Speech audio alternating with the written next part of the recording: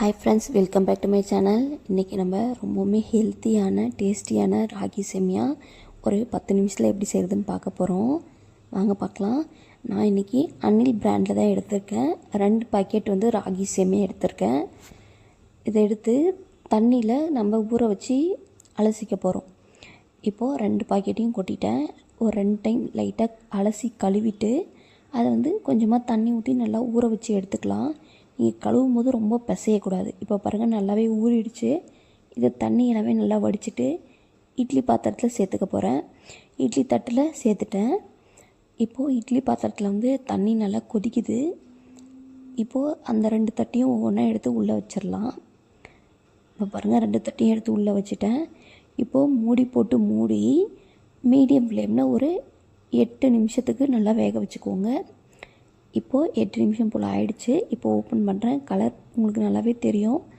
இப்போது இதை தனியாக ஒரு தட்டில் எடுத்து கொட்டிடுங்க. சூடாக இருக்கும். கொஞ்சம் ஆறின பின்னாடி கையால் நல்லா உதிர்த்து விட்டுக்கோங்க. சேமியாவும் நல்லா கொஞ்சம் பிரித்து விட்ட மாதிரி விட்டுக்கோங்க. இப்போ தாளிச்சிக்கலாம். ஒரு வானல் வச்சுக்கோங்க. கொஞ்சமாக எண்ணெய் விட்டுக்கலாம். தாளிக்கிறதுக்காக கடுகு, உளுத்தம்பருப்பு, கடலப்பருப்பு போட்டு நல்லா பொரிய விட்டுருங்க. உங்களுக்கு தேவையான அளவுக்கு போட்டுக்கலாம். ஏன்னா சேமியா நம்ம சாப்பிடும்போது நல்லாயிருக்கும் இல்லையா, அதனால் நல்லா பொரிஞ்சு கலர் மாதிரி வரட்டும். இப்போ கலர் மாதிரி வந்தாச்சு.